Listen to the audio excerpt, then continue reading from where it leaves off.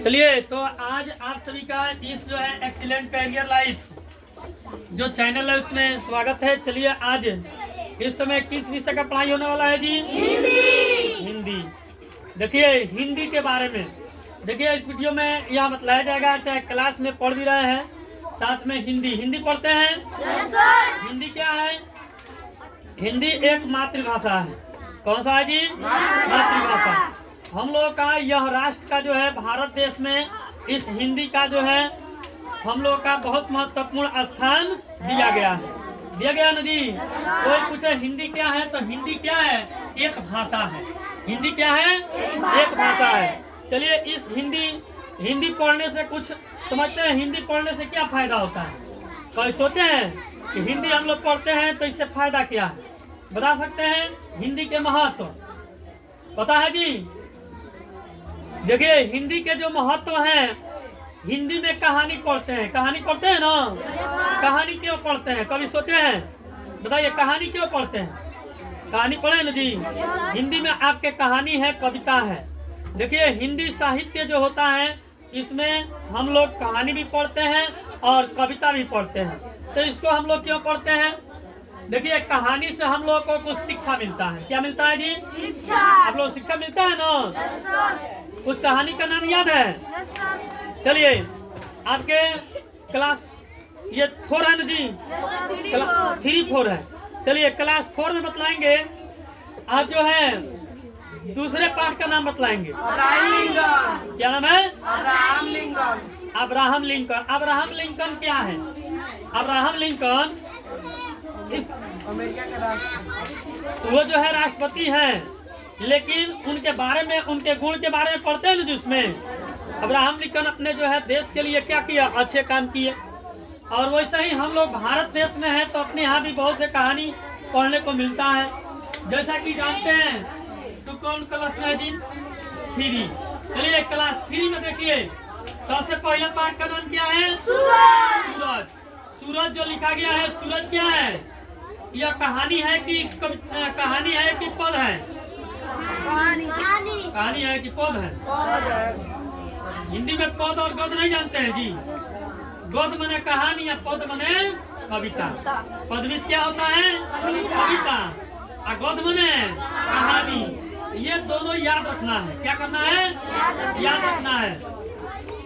देखिए, सबसे पहले सूरज। देखिए, बहुत अच्छा है कि सूरज से जो है शुरुआत किया गया है।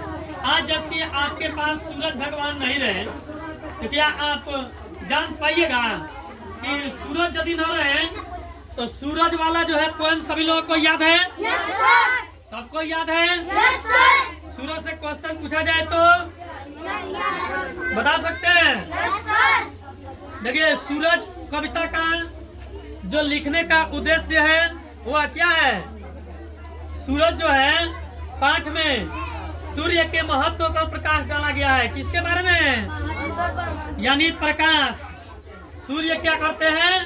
प्रकाश देते हैं। इस पर महत्व डाला गया है। जिस प्रकार सूर्य के उदित माने उगना होने पर जो है चारों ओर हलचल हो जाती है, ठीक उसी प्रकार हमें भी सुबह जल्दी ही अपने बिस्तर को छोड़ देना चाहिए।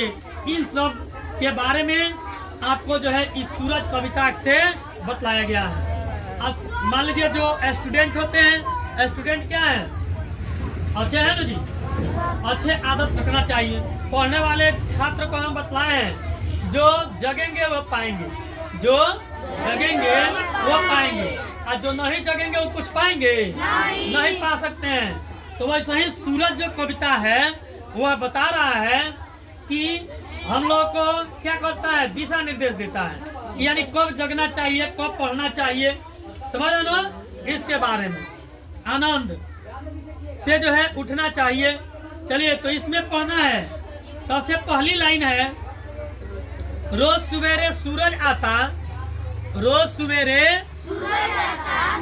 सूरज आता, पूरब में लाली फैलाता। देखिए, जब सूरज निकलते हैं तो सुबह में क्या होता है? लाली। किस दिशा में? पूरब दिशा में। पूरब दिशा में लाली हो जाता है जी। दे प्रकाश की किरणें को, अंधकार को दूर भगाता। ये प्रकाश की किरण देता है और क्या करता है? और दिन में देता है और रात को अंधकार कर देता है। जब डूब जाएंगे तो क्या होंगे, अंधकार नहीं हो जाता है, अस्त हो जाते हैं। उसके स्वागत में ही देखो कमल ताल में खिले जाते हैं। कमल जो कहाँ होते हैं, ताल यानी तालाब में खिलते हैं। मतलब ना कमल कीचड़ में खिलता है, खिलता है ना जी। उसके स्वागत में ही पक्षी मधुर मधुर गाने गाते हैं, यानी उसके स्वर में जब सूरज निकलते हैं सुबह में तो देखिएगा पक्षियां चहचहाने लगती है। बहुत ऐसे पक्षी हैं जो बोलने लगती है, अपनी आवाज को निकालती है ना जी।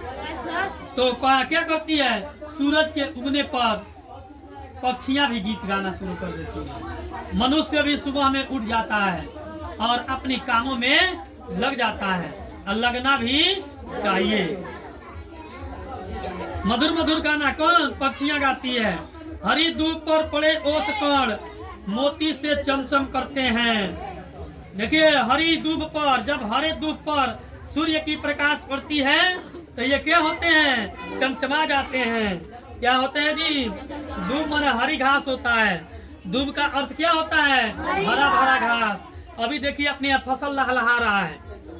ये जो आपके फरवरी का महीना है, इसमें फरवरी देखिए, इसमें हम लोग बसंत ऋतु है। बसंत ऋतु में न ज्यादा ठंडा होता है और न ज्यादा गर्मी होता है। तो इसमें लोग क्या करते हैं, पक्षियां चाहे हर चीज जो है चहचहाने लगते हैं, अपनी रंग बिरंग में आ जाते हैं। तो कह रहे हैं 7 रंगों में रंगे हुए वो हम सब के मन को हराते हैं। समझ रहे ना, सूरज की भांति बच्चों नृत्य समय पर जागो, सो आलस छोड़ो बनो साहसी, व्यर्थ बात में समय न खो। व्यर्थ समय में कभी समय को जो है बर्बाद नहीं करना चाहिए, करना चाहिए जी। ओस की बूंदे, ओस कौन मन होता है, ओस की बूंदे, समझ रहे ना। आलस, जिनके पास आलस होता है वह व्यक्ति क्या करता है, वह कभी आगे नहीं बढ़ सकता है। आगे बढ़ेगा जी, नहीं बढ़ेगा। जीवन में कुछ करना है तो कुछ पाना, कुछ करना है तो उसके लिए कुछ खोना पड़ेगा। कहते हैं रात में जो जगता है वही पाता है, दिन में चाहे रात में जो जगेगा वही नहीं पाएगा जी। जो पढ़ेगा वो पाएगा, जो लोग नहीं पढ़ेंगे वो कुछ पा सकते हैं, नहीं पाएंगे।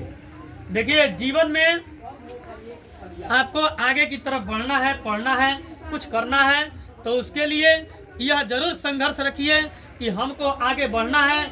तो उसके लिए अपने जीवन में तब आगे बढ़ सकते हैं जब आप कुछ संघर्ष कीजिएगा, नहीं तो नहीं कर सकते हैं। सूर्य की तरह महान बनो।